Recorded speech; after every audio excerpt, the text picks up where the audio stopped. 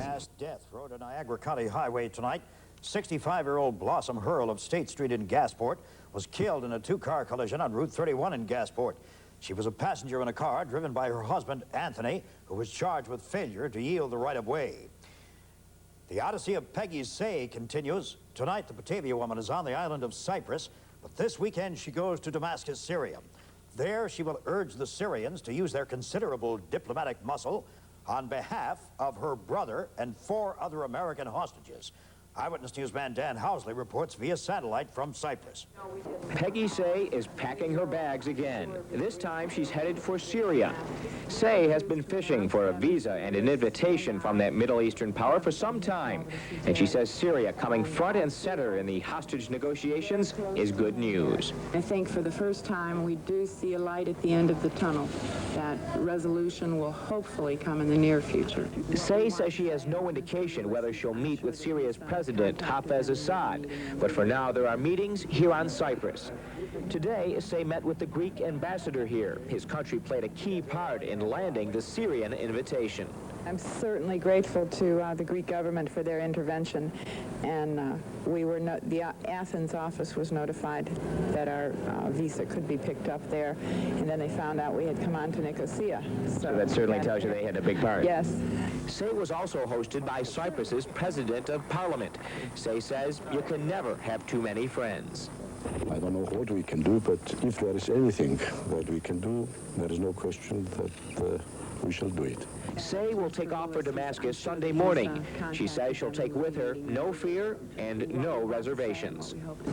I would consider going anywhere if I thought I was going to come out holding the hand of Terry or any one of the hostages being held there. Despite today's positive developments, Peggy Say is once again cautioning she does not expect a quick release for Terry and the other hostages.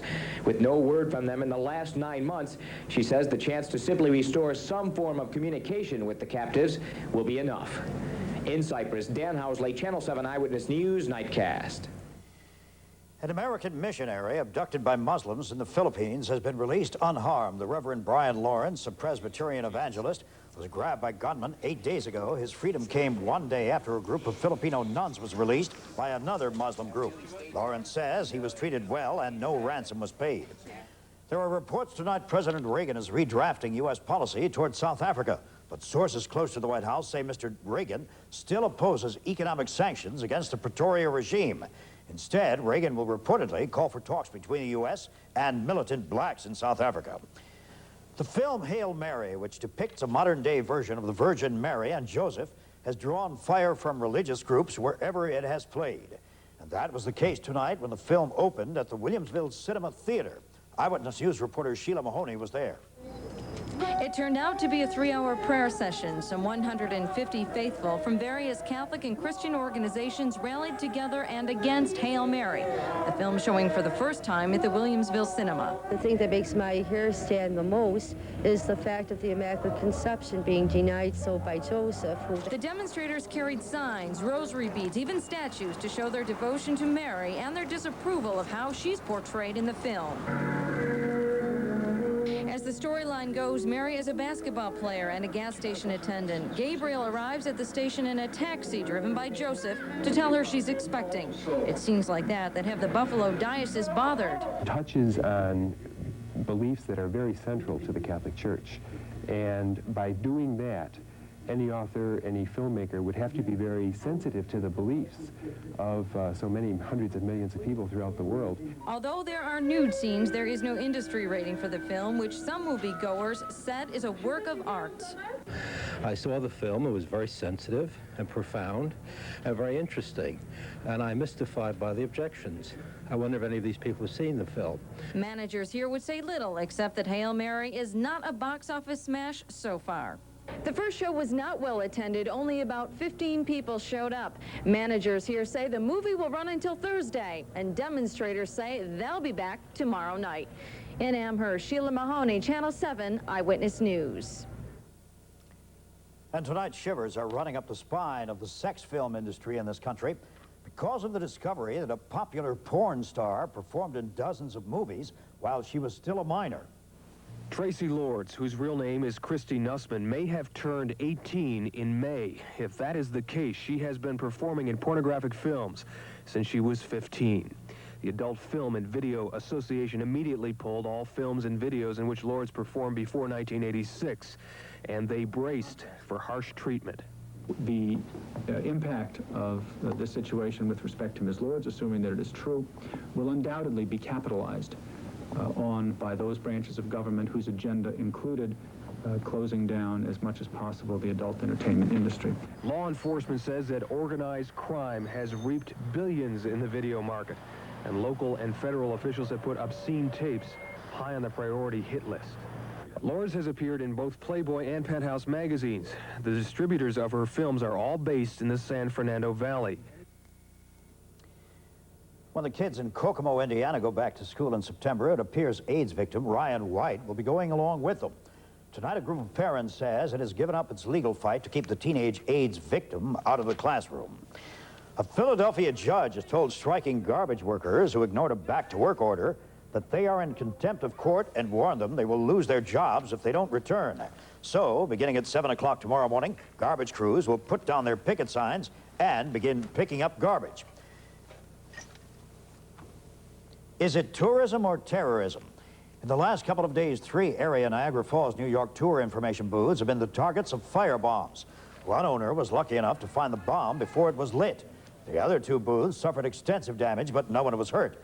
Owners of the firebomb booths say the competition is trying to drive or bomb them out of business. They hope this rough stuff doesn't scare away all the tourists. In Miami, Florida, a federal court jury has found millionaire industrialist Victor Posner guilty of evading $1.2 million in federal income taxes. The fraud involved the gift of 22 acres of land to a small Christian college. Posner's attorneys say they'll appeal. Back in Buffalo, it took them 6 years, but police have arrested a suspect in a Tonawanda murder. In the fall of 1980, 44-year-old Timothy Collins of Richmond Avenue in Buffalo allegedly beat, strangled, and then drowned 29-year-old Alice Wagner. Her body was found in the bathtub of Collins' apartment in the town of Tonawanda. Collins faces life in prison if convicted. They like the convenience of convenience stores, and that's why local lawmen are on the lookout for a band of roving gypsies who stopped at a local Be Quick and checked out with more than just a quart of milk. Eyewitness newsman Carl Brown reports. They hit this Tonawanda Be Quick store around noon today. This man was in the store and says they were dressed unusually. The women, they had long dresses on, flowered, their hair was combed back. They looked like gypsies. In fact, one guy had a shirt that stated, crime is a sin. At this point, I certainly wouldn't make the statement that they're gypsies. But Tonawanda Assistant Chief Brian Shields says whoever they were, they ripped off an undetermined amount of cash. 10 to 15 people entered the store and then distracted the 2 employees. While the employees were watching them, someone from the group apparently entered the office and stole an amount of money from the safe. After hitting the Be Quick in Tonawanda, they next came to this Gas and Go on Delaware and Kenmore Avenue. Buffalo police say they went inside, but nothing was stolen. But early this afternoon, Tonawanda police issued an advisory to their units, and Kenmore police were told to look out for a dark car with Illinois plates. Chief Shields says this is not the first time he's heard of so-called gypsies operating like this. In fact, he says summer's usually the time when roving groups attempt holdups, and small convenience stores like these are open targets. Tends to happen in clusters, which means whoever's doing it generally will work an area. When someone comes in like this, it's probably impossible to keep them from taking something. The businessman should be sure that he's set up so that they don't take his most valuable items. Tonight, police think the roving thieves may still be in the Kenmore-Tonawanda area, but no one knows where they'll strike next. In Kenmore, Carl Brown, Channel 7 Eyewitness News, Nightcast. Still ahead on Nightcast, where there's smoke, there's fire. I believe that cigarette advertising is promotion of a poisonous product and that it is moral, right, and good to eliminate all advertising of cigarettes.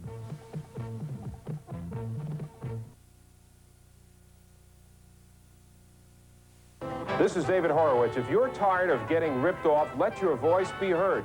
Join me each week as we look into the problems you face every day and fight back. Watch Fight Back Sunday at 6:30 here on Channel 7. One child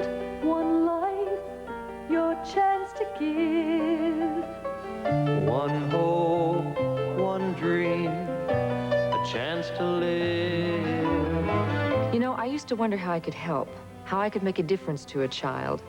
Well, I found one of the best ways. I sponsor a child in a developing country through Foster Parents Plan. You can make it possible for a child to have schooling, medical care, and hope. It still amazes me that it takes so little to do so much. With Foster Parents Plan, it costs just $22 a month. Call now. Foster Parents Plan, because your love does make the difference. Call today.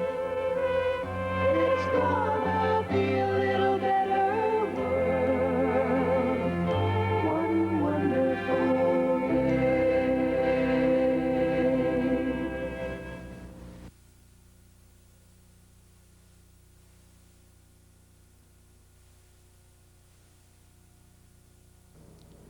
On Capitol Hill, there was certainly no smoke-filled room when a House subcommittee opened a hearing. The topic, the proposed ban on all advertising of tobacco products. As he left his house, Surgeon General Everett Koop had a simple explanation for not testifying at a House hearing today.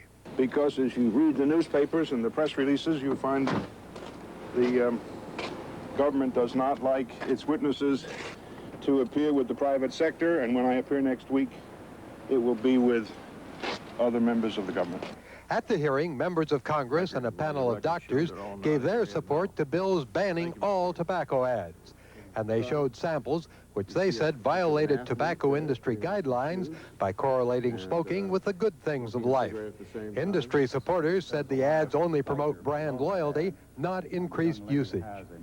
Patrick Reynolds, a grandson of the founder of the R.J. Reynolds Tobacco Company, who sold his stock years ago, made an impassioned plea for the ban.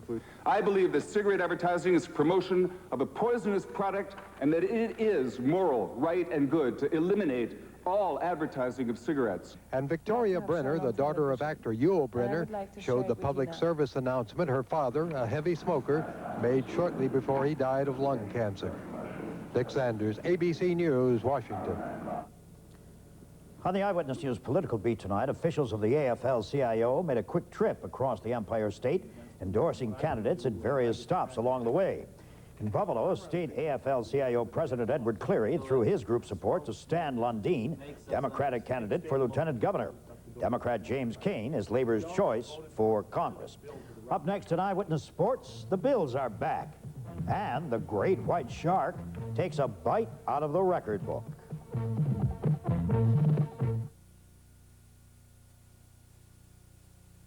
John is the doctor with his eye on your waist. You can stick with his plan and not be stuff in your face. Up to a pound to be lost every day of the week. You can be a winner on a losing streak. I'm Brian Kale. And I'm Cindy Abbott. Join us every weekday morning live at 9 when AM Buffalo puts Western New York on Dr. Martin Catan's rotation diet. We'll have lots of weight loss tips, low-cal recipes, and plenty of exercise to stay fit. Plus, chart the weight loss of our AM Buffalo rotators in all of Western New York. Watch AM Buffalo weekday mornings live at 9 and rotate. Hi, I'm Jack Nicklaus. Winning the Masters in Augusta in 1986 was exciting for me, but so was watching my sons, Jack and Gary, compete in the Porter Cup last year. The Porter Cup, held here in Western New York State, has been a tradition for over 25 years, and most of today's pros have played in it. Admission is free.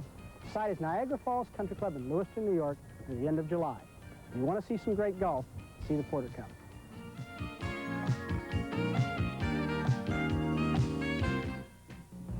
Hello, I'm Doris Jones. I work at Every Woman Opportunity Center. We run job readiness training programs to help displaced homemakers find employment. If you've been a homemaker for many years and now must return to the job market because of loss of income due to separation, divorce, widowhood, disability, or unemployment of your spouse, perhaps you qualify.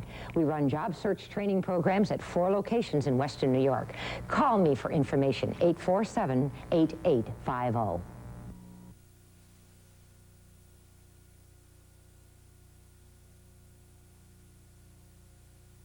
Here are tonight's winning numbers: 4, 5, 9, 2, 5, 2, 1.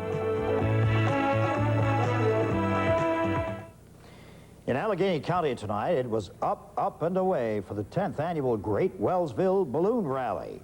More than 50 balloonists from across the nation gathered at Island Park Lagoon for the high-flying three-day event.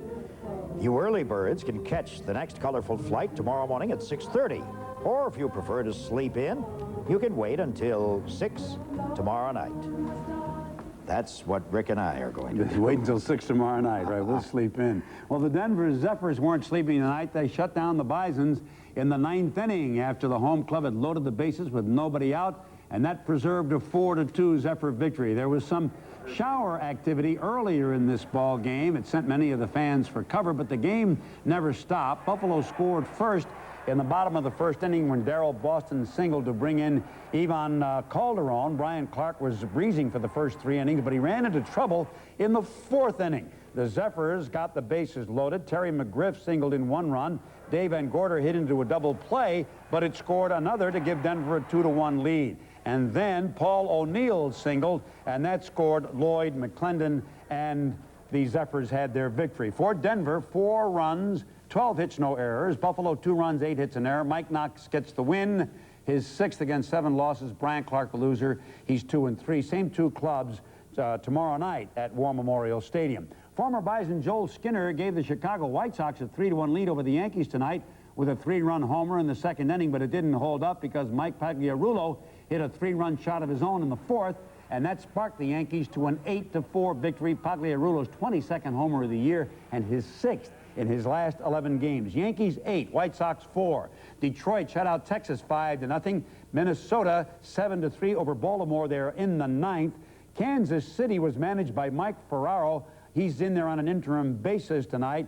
Manager Dick Hauser will undergo surgery for a brain tumor next week. Kansas City and Cleveland are tied 2-2 in the 8th. Seattle 4-1 over Boston. That's in the 2nd inning. Oakland 1-0 over Milwaukee in the 3rd. And Toronto leads California 1-0 in the 2nd. Over in the National League, Houston shuts out the Mets. Chicago 2-1 over the Giants. Atlanta leads Montreal 2-1. They're in the 5th. Cincinnati beat Philadelphia by a run. Pittsburgh bombed San Diego 12-7. And Los Angeles leads St. Louis 4-3. They're in the 9th. The Bills announced they have waived veteran fullback Booker Moore today. Moore was the Bills' #1 pick in the 1981 NFL Draft. They also announced the signing of 2 late-round draft choices. Nose tackle Tony Garbachak of Wake Forest, picked in the 11th round, and quarterback Brian McClure, a 12th-round selection from Bowling Green. Now, most of the team has already reported to training camp at Fredonia State. Only rookies were supposed to be there, but veterans are in early, too. Top picks Ron Harmon and Will Wolford are missing. Early signer Guy Tiffetiller thinks he knows why. I think they're just waiting for somebody to set the pay scale in most of the rounds. So, you know, I figured it'd take longer. I figured it'd take longer for me, but I just decided, you know, I didn't have that. I got to make the team. You know, I got to be here. I want to, you know, get out the first day of camp and do well. So I signed early. Will Grant, who was waived by the Bills a couple of days ago, appears to be headed for Seattle. Should he clear the waiver wire, the 32-year-old center would love to play for the Seahawks under former Bills coach Chuck Knox. Things were different for many of the pros at the British Open today, especially for Greg Norman. He equaled the course record, a 7-under par 63, giving him a 2-shot lead on the field at Turnberry, Scotland. Yesterday's leader, Ian Woosnam, had a 74 today to go with that spectacular 70 he shot yesterday in the wind. There were some spectacular shots today, too. Bob Tway, with a shot from the rough, hit the pin on the 13th. He had a 71, his 5 over. Nick Faldo was at even par 70 today, thanks to the eagle he negotiated on the 17th. He's 1 over for the tournament. But no one could match Norman's performance. This birdie at 16 put him 7 under for the day. That's just indicative of the performances and the level of what professional golf is now. And the golf course still played tough. It, you know, from the first day being so difficult, today was, if we didn't have first day as tough as it was, today would have been classified as a tough day. So from brutal to tough, that's how we've gone. The United States is meeting Mexico in the quarterfinal round of Davis Cup play in Mexico City. Tim Mayotte won the first set against Francisco Maciel 6-2, but then the roof fell in as he dropped the next 3 sets, 11-13, 4-6, 4-6, and Mexico holds a 1-0 lead in the best-of-5 match. Brad Gilbert of the U.S. is leading Leonardo Lavalle after 3 sets. The daily double at Buffalo Raceway, 6 and 2 tonight, returned $137.80. And that's Eyewitness Sports. Okay, thanks a lot, Rick. Still ahead on Eyewitness News. AccuWeather says Saturday will be a sizzler. Tom will have details.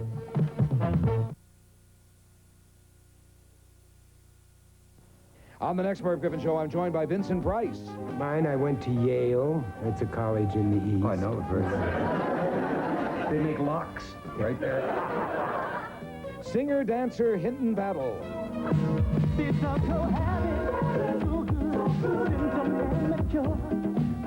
Plus the San Diego Zoo's Goodwill Ambassador, Joan Embry and friend. Watch Merv in the Morning, Monday at 10 here on Channel 7. Here in this land of plenty, about 10 million people are hungry. Many don't know they're eligible for food stamps. Most are family people going through some temporary troubles. They've lost a job, a farm, or a husband. Food stamps can help. You don't have to be on public assistance. You can have a job and still qualify. Now, one phone call can get you information to tell you if you qualify for food stamps and how to get them. America has made a place at our table of plenty for you. We want to make sure you get there. Call for a free brochure. 1-800-453-4000. Food stamps. Mealtimes don't have to be tough times.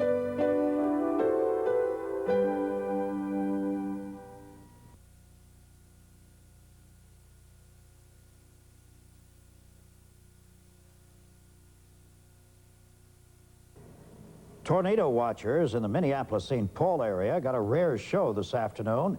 It was a real white tornado televised live while shot from a Twin Cities television station's helicopter. Authorities say at least 2 people were injured and a dozen homes were damaged as the twister danced through the area. Well, we didn't get anything bad as twisters in this area, but we got some rough rainstorms tonight. Severe thunderstorm warnings were in effect earlier tonight. Now they're all expired. But there's still some band of showers and thunder showers over into the Niagara Peninsula we're going to take a look at. Irv, true, we didn't have any really violent weather, but in Fort Erie, Cherry Hill, at the golf course up there, they had a mysterious happening last night. Around 1 o'clock in the morning, something came in, a whirlwind or something, and did quite a bit of damage. Some 20 to 30 trees were severely damaged. Some were completely uprooted, struck by lightning and or the wind, and lots of damage caused. So that's one of those weird phenomena that occur every once in a while, and most of the time unexplained. Tonight we were supposed to go to Queen of Heaven for their celebration there. We're going to do the weather outside, but the threat of thunderstorms forced us to stay here. It isn't usual when weather makes us kind of detour our paths and plans, but well, better luck next time. Take a look today in Buffalo. Our high was 85 degrees, a low of 71 with 0.10 of an inch precipitation. Last year, 83 and 52. It was a mostly sunny day. Now, how about the extremes? Go back to 1968, 94, 1924, 50. And in the average department, we should be getting highs of 81 and 62. So we're a little bit above average, for sure. Well, I was watching that rain cells and the thunderstorms moving through western New York all night. We'll take a look now and recreate what happened earlier tonight. One system went through. This was the system that caused quite a bit of activity in western New York and environs. Then this other system started to move in, and this is what we were really concerned about, because we thought that this one was going to move right through the western New York area. See the dark color down here, meaning the heavy thunderstorms in Chautauqua and Cattaraugus County. Now let's take a look at it live and see what's happened to it. It has branched out and expanded just a little bit and is starting to move through the western New York, at least the western edge of western New York, and will continue to move in the southeastern direction, more to a southern path than southeast, though, in the last hour or so. The National Weather Eye, we pick up that heavy precipitation, and you notice the flashing red lights indicating the heavy storms, and it's almost like a train, almost carloads of rumbling showers and thunder showers all the way back out into the Dakotas. And that's what's going to be with us for a while. We take a look at the jet stream. This is the power behind these storms. It's fueling this movement across the western New York area. And this system will stay with us at least through Sunday, so we're going to be expecting showers and thunder showers at almost any time. Tonight, well, we're in the 70s. And we're joining a good area of the country that's in those 70s. Tomorrow we'll be in the 80s, but look at these 90s and hundreds. Oh, the whole country sweltering. Not very many cool spots. 70 way up in Maine and way out west as well. Coldest today was 31 in South Lake Tahoe, the hottest 108 Lake Havasu. Tomorrow morning, there's that system still over us, and as they say, we'll stay with us for a while. It just doesn't want to move. It's going to stay there for a while. Currently in Buffalo, under flashing skies every once in a while, our temperature reading is 74 degrees, 88% humidity. Barometers rising, 29.92, wind southwest at 8. Temperatures tonight, a little cool in Utica tonight, 67 degrees. That's the place to be. Watertown is 68. Orchard Park with a 75, 74 in Dansville, 71 in Bradford. Rockport tonight has 73. It's 73 in Warsaw. Salamanca is 73 as well. Now for the Finger Lakes forecast for the weekend, sunny, hot, and humid with thunder showers around and a high around 90. For us here, for our forecast, warm and sticky with thunder showers, maybe some flooding and some of these heavy downpours tonight, low of 72. Tomorrow, warm and humid, some sun, some showers, high of 86. And for tomorrow night, more of the same, warm, sticky thunderstorms, low of 72. Winds tonight, not much out of the southwest, and tomorrow the same, 553 and 849, 68 and 58 for the lakes. All right, long-range forecast now coming up. For Sunday, hazy, hot, and humid with a high of 86. On Monday, a mixture of sun and breezy, high of 76, a little bit cooler there. Tuesday, sun and clouds with a high of 74. My AccuWeather words then for tonight look like this, a steamy weekend. Gentlemen, Jim and Mike from, we're sorry, Queen of Heaven, we just couldn't make it tonight, but anyway, you're here to, and make sure everybody comes there, what, through Sunday? Through Sunday night at 1 o'clock. And we want to make sure everybody goes to Cazenovia Park on Sunday, too, for the big summer festival. Back inside. Okay, thank you, gentlemen. Names in Eyewitness News Nightcast include Paula Alcala Rosner. The Puerto Rican American Community Association has named Mrs. Rosner as the group's new administrative director. Rosner, a second-generation Mexican-American, has a long and varied background as a political activist. For the first time since it sank 74 years ago on its maiden voyage, the world is getting a glimpse of the Titanic. These pictures were taken by researchers from the Woods Hole Oceanographic Institution and provide a clear view of the chandelier inside the sunken luxury liner. Thus far, however, no human remains have been discovered of the more than 1,200 people who went down on the Titanic. Former movie cowboy star Gene Autry is recovering from hip surgery tonight. The 78-year-old Autry suffered a broken hip when he fell outside a court building in Santa Ana, California. Autry is the owner of the California Angels baseball team. Wedding bells will ring tomorrow in Centerville, Massachusetts for Edwin Schlossberg and Caroline Kennedy, daughter of the late President Kennedy. Caroline's brother John and Uncle Edward were among those at the wedding rehearsal today. And our final name in the news tonight is Andy Williams. He is singing the blues tonight because he was arrested on drunk driving charges in Oakland, California. Coming up next, Shades of Jules Verne.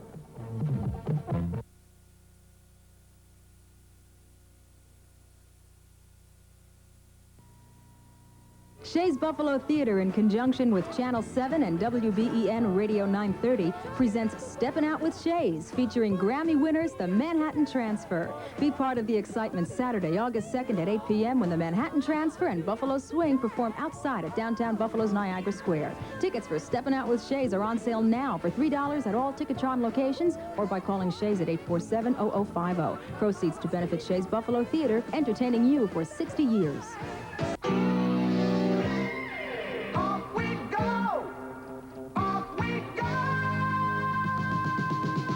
Entering the north tack through the valley here.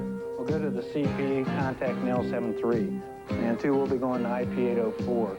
Once we reach there, plan on the first attack being a wedge attack. We'll use the guns on the runway up here. 3, I'd like to have you bring your element in 30 seconds later with guns off. Aim high, the U.S. Air Force.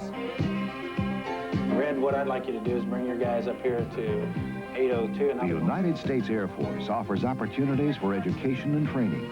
Training that will put you at the leading edge of today's technology.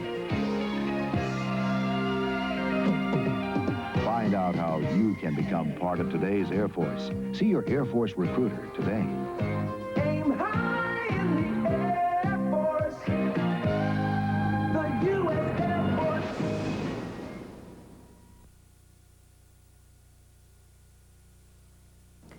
Finally, it will be life going fiction one better.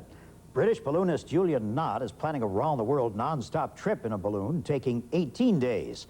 Unlike his fictional predecessor in the Jules Verne's Around the World in 80 Days, Knott's balloon will have all sorts of high-tech toys, including a satellite link for transmitting television pictures.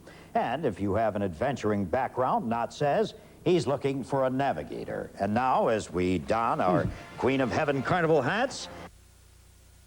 The preceding program was a rebroadcast of Eyewitness News Nightcast, which originally aired last evening on Channel 7.